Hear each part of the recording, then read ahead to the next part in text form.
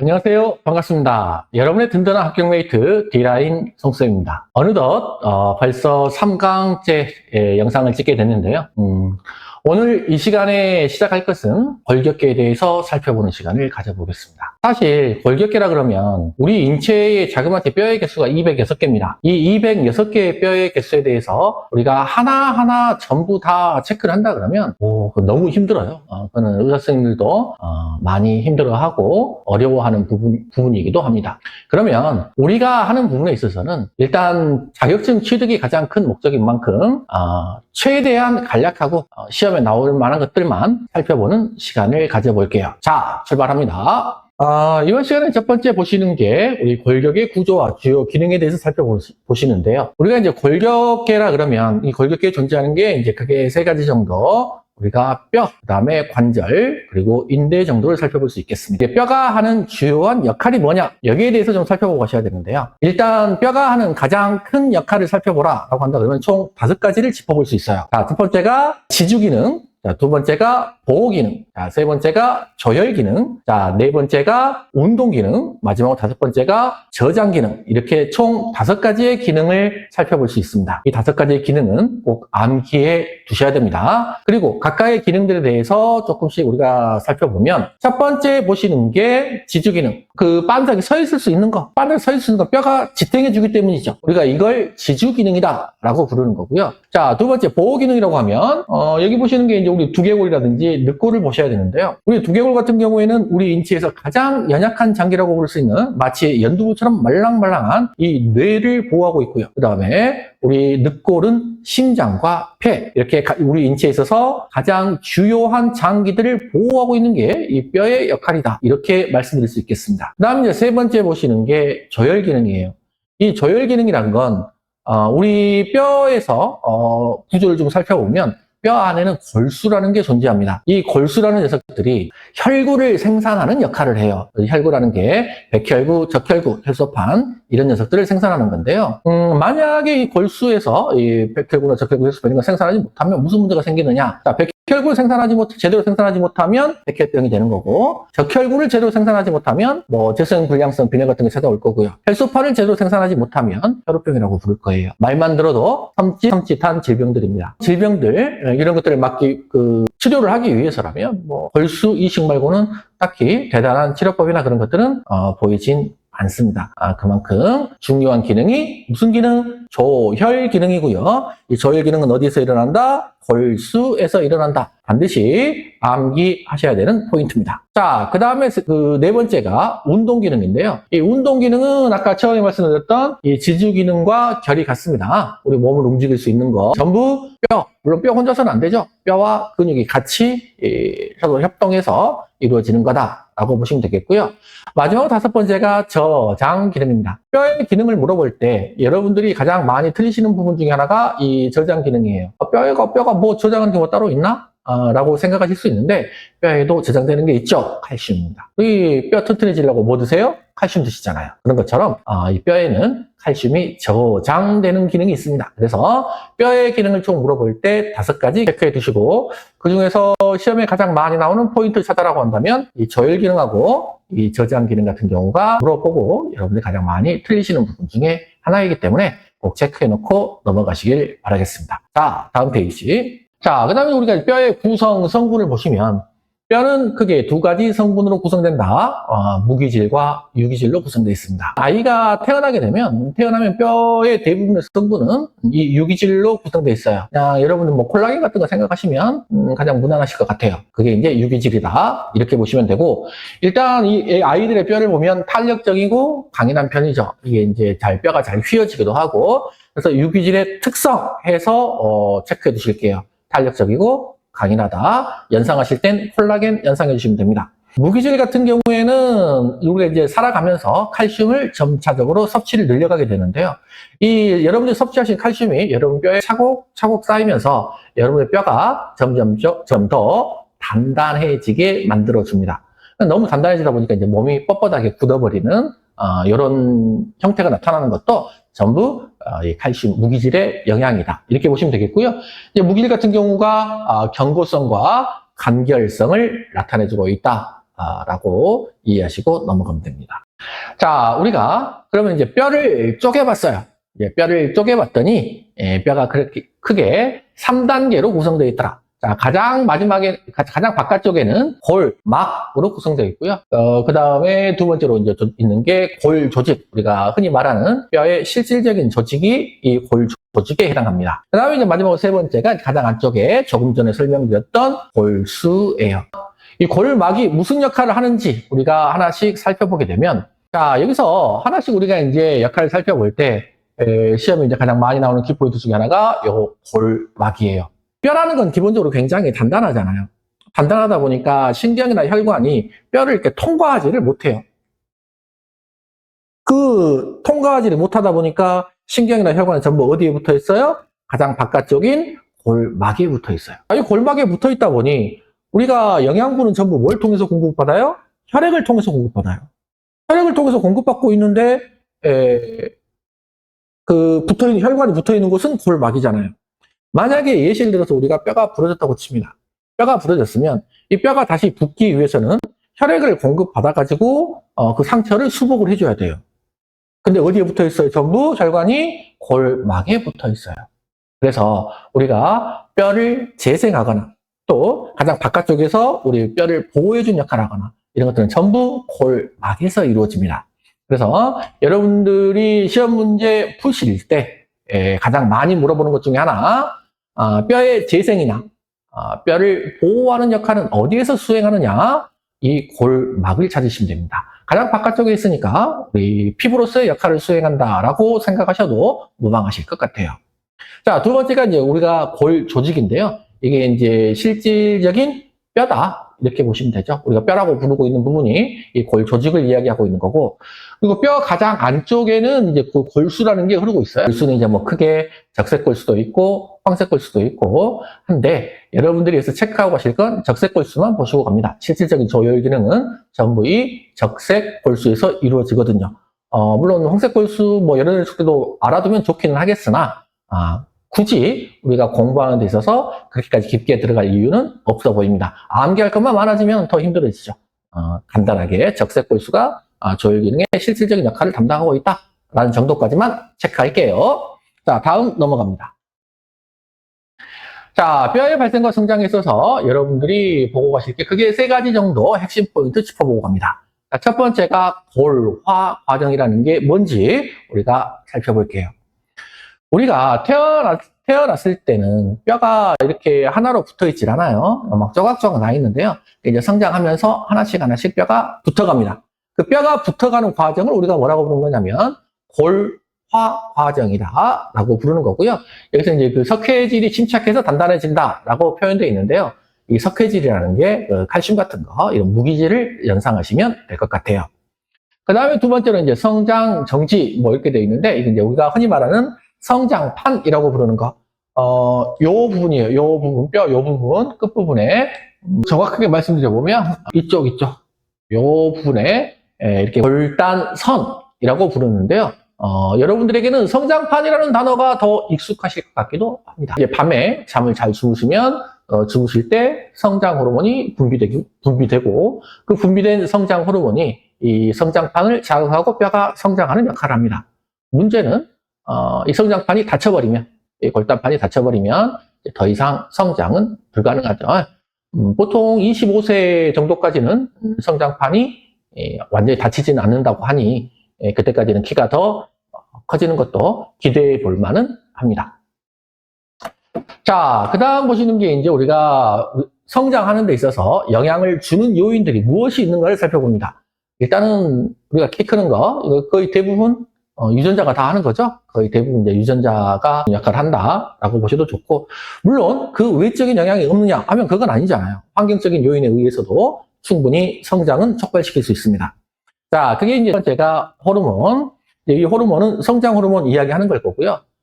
우리가 따로 이제 성장 호르몬을 또 투여받고 하시는 경우도 있는데, 여러분들이 흔히 우리가 노화 방지 주사라고 맞고 계시는 거 있잖아요. 이제 이런 것들이 대체적으로 성장 호르몬 주사가 많습니다. 이 성장 호르몬이 참 좋은 역할을 해주는 게, 여러분들이 태어나서 죽을 때까지 나와요, 일단. 태어나서 죽을 때까지 나오는데, 보통 30살 기점으로 해서 이 분비량이 확 줄어듭니다. 근데 얘는 기본적으로 여러분 체내에서 근육을 좀 더 탄력 있고 강인하게 유지해주고요. 지방을 알아서 빼줍니다. 그래서 이제 젊을 때 살이 조금 덜 찌고, 나이 들어서 살이 팍팍 늘어나는 이유가, 여기 성장 호르몬에 있다. 이게 맞겠죠. 그래서 이제 우리가 노화 방지 주사라고 해서 이 성장 호르몬 주사를 맞으면, 피부도 조금 더 좋아지시고, 몸도 좀 더 근육질로 좀 더 강인해지는 이런 현상도 생기지만, 주의하실 점은 하나 있습니다. 이 성장 호르몬을 과다 투여하시게 되면, 요게 생겨요. 자, 손이나 발이나 머리나 이렇게 발단 부위만 과도하게 커지는 증상이 발생할 수 있습니다. 성장 호르몬 주사, 노화 방지 주사 너무 좋다고 해서 너무 많이 맞으시는 것은 좋지 않죠. 과유불급입니다. 자, 그 다음 보시는 게 이제 비타민이에요. 비타민 같은 경우에는 비타민 D가 우리 칼슘의 흡수를 도와주는 역할을 하면서 뼈를 튼튼하게 만들어줍니다. 이 비타민 D가 부족할 때 무슨 질병이 찾아오냐면, 여러분 잘 아시는 구루병이라는 질병이 찾아오면서 뼈가 휘어버리거나 이런 현상이 생겨요. 어린 아이들이 다리가 휘거나 이런 경우가 좀 많이 생기잖아요. 그래서 이제 엄마들이 아이들 잘 업어주지 않으려고 하는 이유 중에 하나가, 우리 아이 다리 휘면 어떡해. 엄마들이 업어줘서 다리가 휘는 게 아니라요. 애기들은 이제 추울까봐 포대기로 꽁꽁 감싸두잖아요. 그러니까 영유아들 같은 경우는 햇빛을 전혀 못 봅니다. 그러다 보니까 이제 다리가 휘는 이런 구루병 같은 게 많이 생길 수 있어요. 그래서 요즘 어머님들은 아이를 분유 주실 때 비타민 D를 같이 포함해서 주시는 경우가 많다. 이렇게 들었는데요. 옳은 대처 방법이다. 그렇게 보여집니다. 자, 그 다음 보시는 게 이제 칼슘은 당연히 아실 거고요. 이제 칼슘과 같이 섭취하셔야 되는 게 인이에요. 이 인 같은 경우도 마찬가지로 너무 과도하게 섭취하시게 되면 칼슘의 흡수를 방해하는 현상을 보입니다. 그래서 칼슘과 인은 적절하게 섭취하시는 게 좋아요. 칼슘은 그럼 얼마나 먹어야 되느냐 이런 질문들을 하시는 분들이 있으신데요. 칼슘 같은 경우에는 정상 성인의 기준으로 하루에 700에서 800ml 정도 이야기합니다. 그냥 우유로 드신다 그러면 아침에 한 컵, 저녁에 한 컵, 이 정도면 가장 무난하실 것 같고요. 노인분들 같은 경우는 골다공증 있으시잖아요. 노인분 골다공증 있으시니까 이분들은 거의 한 2배, 한 1400에서 1500ml 정도까지 섭취해 주시면 도움이 됩니다. 그분들은 조금 더 드셔도 좋겠지만, 물론 그 이상 드시는 것은 권장드리지 않아요. 오히려 몸에 결석이 생긴다든지, 그리고 부작용이 더 커질 수 있어서 권장드리지 않습니다. 그러니까 항상 뭐든지 적정량을 섭취하시는 게 가장 중요하다라는 생각이 드네요. 자, 그 다음에 마지막으로 이제 칼시토닌인데요. 칼시토닌은 우리 갑상선 호르몬 중에 하나예요. 자, 칼시토닌은 무슨 호르몬이다? 갑상선 호르몬 중에 하나인데, 자, 이 갑상선 호르몬 칼시토닌은 기본적으로 여러분들이 칼슘을 섭취하셨을 때 그 칼슘을 뼈에 가져다가 저장해주는 역할을 합니다. 칼시토닌이 제대로 분비되지 않으면 여러분들 칼슘 아무리 백날 먹어봤자 소변으로 다 나와버린다는 이야기예요. 그래서 칼시토닌이 제대로 충분히 갑상선이 제 역할을 해줘야 여러분들 뼈가 튼튼해진다. 이렇게 이해하시면 되겠습니다. 자, 다음 페이지 넘어갑니다. 자, 그 다음 보시는 게 여러분들이 두개골 그리고 신생아의 대천문 요거 좀 잠깐 짚고 넘어가시는데요. 두개골이 있어서 우리 머리뼈는 움직이는 게 없습니다. 태어날 때는 우리 두개골 같은 경우에는 약 8개로 쪼개져 있고요. 안면골 같은 경우에는 막 약 14개 정도로 쪼개져 있습니다. 그래서 총 우리 머리 쪽에만 22개의 뼈가 존재하는데, 이게 이제 성장하면서 이런 두개골 같은 게 하나하나 붙어요. 여기 보시면 이게 갈라져 있는 선들 보이시잖아요. 이게 성장하면서 뼈가 붙는 자국들입니다. 근데 우리 두개골은 뼈가 다 붙어버리면서 움직이질 않는데 유일하게 움직이는 뼈가 딱 하나 있어요. 그게요, 우리 음식 드시려면 우리 하악골 움직여야 되잖아요. 그죠? 이 관절이 어디에 있냐면 측두골과 하악골 사이에, 측두골은 여기 옆이죠. 옆에 측두골과 아래 하악골. 여러분 오징어 같은 거 너무 오래 과도하게 씹으시면 이쪽 아파요. 옆쪽. 그죠? 여기가 우리가 측두 하악 관절 이렇게 부르는 거고요. 유일하게 움직이는 뼈 하나만 찾아봐라 라고 한다면 이 하악 관절 찾으시면 되겠습니다. 시험 문제에 이 관절의 위치가 뭐하고 뭐가 만나는 곳이냐, 측두골과 하악골이 만나는 곳이다. 이걸 물어보는 경우도 간혹 있고, 자, 그 다음 보시는 게 이제 대천문이에요. 얘는 진짜 빈번하게 많이 나오는 것 같아요. 자, 이 대천문 같은 경우에는 머리 쪽에만 총 8개의 뼈가 있다 그랬잖아요. 이 8개의 뼈가 맞물리다 보니 가운데 큰 빈 공동 같은 게 하나 생깁니다. 어르신들은 이걸 우리가 뭐 흔히 숨구멍이라는 표현을 쓰시기도 하시던데요. 이게 숨구멍이 아니라 이 뼈와 뼈가 맞물리면서 생겨나는 큰 틈이에요. 큰 틈을 우리가 대천문이라고 부르고 작은 틈은 우리가 소천문이라고 부릅니다. 소천문은 평균적으로 한 6주 정도면 다 닫혀요. 뼈 작은 틈들은 금방금방 붙어요. 근데 문제는 이 큰 틈입니다. 가장 큰 틈 우리가 뭐라고 부르고 대천문이라고 부르고 평균적으로 12에서 18개월 정도가 됐을 때 소실이 됩니다. 그러면 뭐 교재 보시면 만 2세 뭐 이렇게 표현하고 있는 교재들도 간혹 보이는데요. 만 2세라기보다 좀 정확하게 12에서 18개월 이렇게 체크하고 넘어가시면 더 좋을 것 같습니다. 자, 그 외에도 이제 뭐 안면골이라든지 우리 안면 쪽에 그다음 우리 귀 쪽에는 중위 우리 중위염 이야기하잖아요. 이 중위 쪽에가 등골, 추골, 침골이라고 부르는 3개의 뼈가 존재합니다. 그 3개의 뼈를 묶어서 우리가 이소골이라고 부르는 거고요. 그리고 혀에도 뼈가 하나 있어요. 우리가 이제 설골이라고 부르는데 우리 혀 자체는 전부 그냥 근육 덩어리잖아요. 아까 우리 앞에서 봤지만 우리 뼈가 그 뼈가 운동 기능이 있었어요. 근육 자체로서 움직이지 못하고 뼈 자체로서 움직이지 못합니다. 서로 같이 협력해서 움직이는 거고 우리 혀라는 근육이 움직이기 위해서는 이 설골이라는 우리 목 인두 쪽에 V자 모양의 아주 작은 뼈가 하나 있어요. 그걸 우리가 설골이라고 부른다. 자, 다음 페이지 넘어갈게요. 자, 그 다음 우리 척추 같은 경우 보시면 자, 척추가 정면에서 보면은 일자로 찍혀 나와요. 근데 옆에서 보면은 약간 S자로 이렇게 보이게 되죠. 자, 요걸 찾을 때 우리가 이제 그 뼈의 개수를 아시는 것도 중요하고 만곡 방향을 체크하시는 것도 조금 중요한 요소다. 이렇게 말씀드릴 수 있습니다. 기본적으로 경추는 총 7개의 뼈를 가지고 있고 흉추, 늑골은 12개예요. 그래서 우리 늑골 같은 경우가 흉추가 12개다 보니까 양쪽으로 있잖아요, 늑골이. 양쪽으로 12개씩 있으니까 늑골의 개수 물어보실 때는 총 24개라고 답하시면 됩니다. 자, 그 다음에 요추, 우리 허리 쪽에는 뼈가 총 5개의 뼈가 있고, 그 다음에 천추, 미추의 경우에는, 천추 같은 경우 우리 엉덩이 뼈예요. 거기가 총 5개의 뼈가 있는데, 이게 성장하면서 합쳐집니다. 그러니까 5개라는 건 애기들 기준이고요. 성인은 천추, 엉덩이 뼈 하나예요. 천추가 5개 다 붙어서. 그 다음에 미추라는 건 꼬리뼈입니다. 우리가 인간이 과거에 꼬리를 가지고 있었다라는 일종의 증거죠. 이것도 마찬가지로 4조각으로 되어 있는데 이것도 애기 기준이에요. 성인이 되면서 몇 개로? 1개로 합쳐집니다. 그래서 뼈의 개수 정도는 척추에 있어서 뼈의 개수 정도는 알고 가시면 좋을 것 같고 그 다음에 뼈가 휘어지는 방향 요거 하나만 좀 보고 갈게요. 자, 뼈가 휘어지는 방향을 보실 때 여러분들 목 뒤에다 손 넣으면 들어가요. 그죠? 반드시 누운 상태에서. 자, 반드시 누우신 상태에서 허리 뒤에다 손 넣으면 들어갑니다. 그 말은 무슨 뜻이냐? 자, 여기 이야기 생각하시면 돼요. 여기 목 뒤에 손 들어가고요. 그 다음에 허리 뒤에 손 들어갑니다. 자, 반드시 누워 계실 때 등 뒤로는 손 안 들어가요. 엉덩이 밑으로는 손 안 들어가요. 즉, 경추와 요추는 앞으로 튀어나오는 거고요. 그죠? 그 다음에 흉추와 선추의 경우에는 뒤쪽으로 튀어나오는 겁니다. 자, 만곡이라는 게 어느 쪽 방향으로 휘어졌냐 요 말 뜻인 거고요. 요게 S자가 그려질 때 자, 우리 손 들어가는 방향만 생각하세요.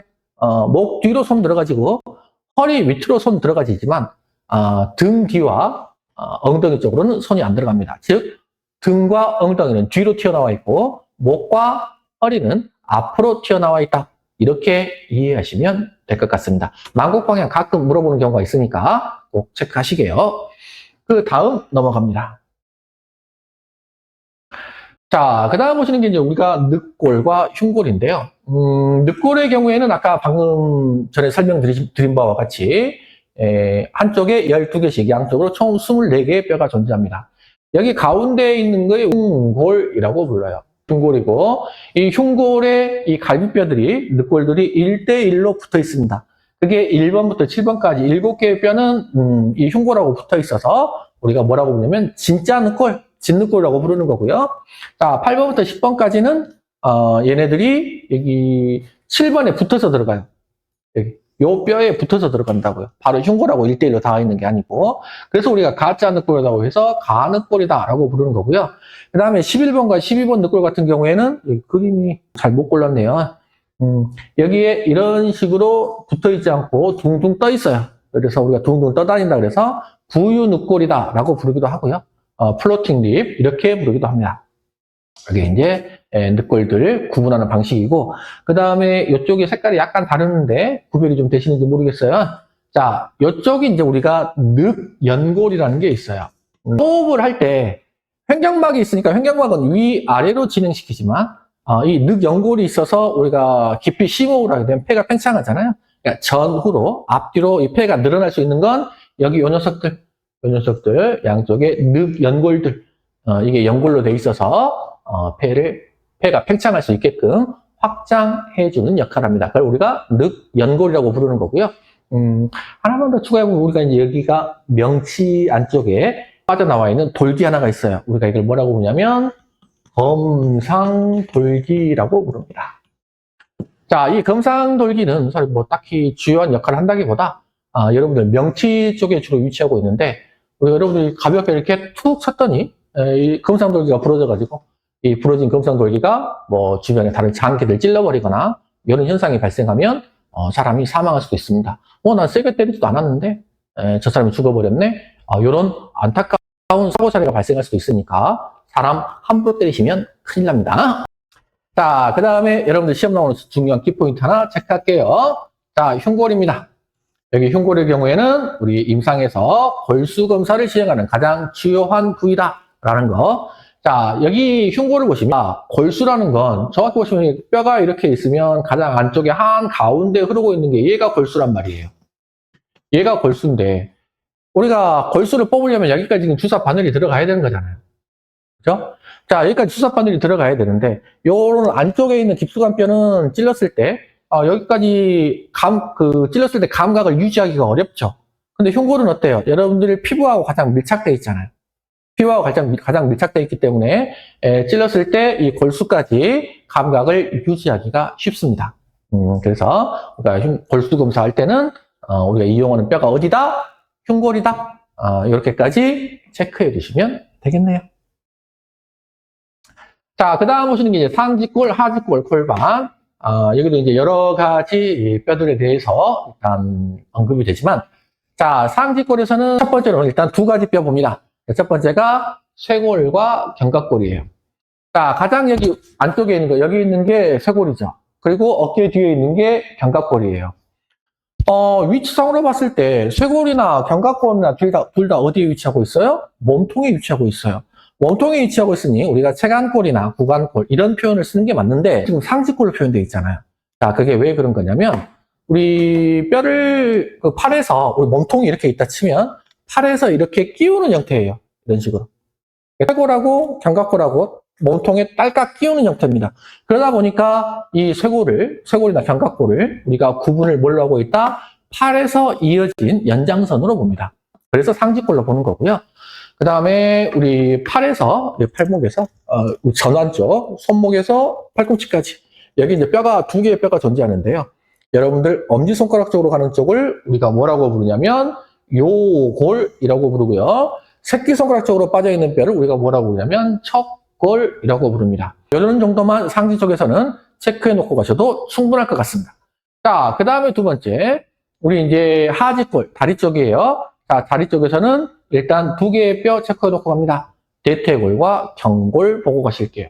물론 우리 다리 쪽도 하퇴 쪽에는 즉 무릎부터 발목까지 여기 하퇴에는 뼈가 두 개 있어요. 경골 말고 비골이라는 뼈도 하나 있긴 한데 비골은 체중 지탱을 제대로 못해요. 왜? 너무 가늘고 약해서 얘는 무시하고. 자, 우리 체중을 지탱하는 뼈 두 개 찾아라 라고 한다면 이 녀석들 두 녀석 찾아주세요. 대퇴골과 경골 둘 찾아주시고요. 자, 마지막으로 우리 골반, 펠빅을 구성하는 장골이라 그래가지고, 자, 이쪽을 우리가 장골, 자, 그 다음에 여러분들 앉는 쪽을 좌골, 그 다음에 한 가운데, 우리 서해부 사타구니 쪽을 치골, 이렇게 부릅니다. 그래서 우리가 장골, 그 다음에 앉는 쪽 좌골, 그 다음에 마지막으로 사타구니 쪽 치골, 요 세 녀석을 더해서 우리가 뭐라고 부른다? 관골이라고 부릅니다.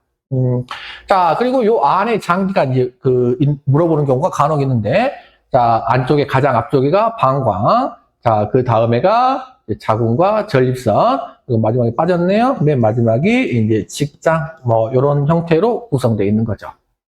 뭐, 여담으로 하나 좀 말씀드려보면, 그러니까 이제 임신 시에 여성분들이 빈뇨 또는 변비 이런 데 시달리시는 이유 중에 하나가 자, 이 세 개의 장기가 연이어서 있다 보니까 자궁이 지금 한 가운데 있잖아요. 그러다 보니까 이제 자궁이 이렇게 아이가 성장하면서 자궁이 커지다 보면 자, 앞쪽에 뭐 있어요? 방광이 있어요. 방광을 눌러버리니까 어디 자주 가게 돼요? 화장실 자주 가시게 돼요. 자, 뒤쪽에 뭐 있나요? 직장이 있어요. 뒤쪽으로 직장을 눌러버리니까 이제 직장이 막히잖아요. 이제 그 변비 증세가 찾아오게 되는 거. 임신 중에 찾아오는 뭐 빈뇨나 변비 증상은 딱히 질병이 아니라 아이를 임신했기 때문에 생겨나는 자연스러운 증상 중에 하나다. 이렇게 짚고 넘어가시면 됩니다. 뭐 모성에서 나오는 이야기이긴 한데 그냥 여담으로 한번 말씀드렸습니다. 자, 다음 페이지. 자, 우리가 이제 마지막으로 체크 포인트 하나 짚고 넘어갈게요. 우리 뼈 중에서 이제 연골이라는 뼈도 존재하죠. 이제 무릎이라든지 이런 쪽에 이 연골이 주요한 역할을 많이 하고 있습니다. 여러분들의 체중을 지탱해주는 주요한 역할을 하는 녀석인데, 자, 문제는 이 연골에는 여러분들 신경이나 혈관이 닿아 있지를 제가 그랬잖아요. 그 혈관이 닿아 있지 않으면 우리 상처를 입었을 때 수복이 된다 안 된다? 수복이 잘 안 됩니다.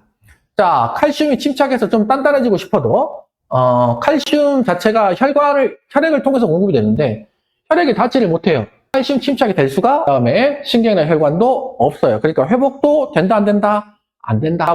유사분열이라는 건 세포 분열 속도가 엄청 느립니다. 주변에 뭐 활액이라는 게 있어서 그 일종의 오일 같은 거예요. 그 연골 매끌매끌하게 잘 움직이라고 오일 같은 게 있는데 그 오일을 통해서 아주 미미하나마 영양분을 조금씩 공급받고 있긴 합니다. 그 상처를 입었을 때 기스난 정도라면은 뭐 회복될 수도 있어요. 근데 큰 상처 같은 경우는 뭐 깨져버렸다라고 한다 그러면 그런 건 회복이 불가능하다 짚고 넘어가시면 되겠습니다. 자, 연골의 특징 체크해 놓고 넘어가세요. 이 시간에 우리가 골격계에 대해서 알아봤는데요. 물론 골격계 이걸로만 끝나지는 않습니다. 하지만 시험에 나올 만한 것들만 최대한 골라서 뽑아왔으니 여기에 있는 내용들 위주로 핵심 포인트 체크하고 넘어가시면 좋겠습니다. 여러분들의 합격을 위해서 쉽게 풀어주는 D라인 송쌤이었습니다. 다음에는 근육계로 찾아뵐게요. 감사합니다.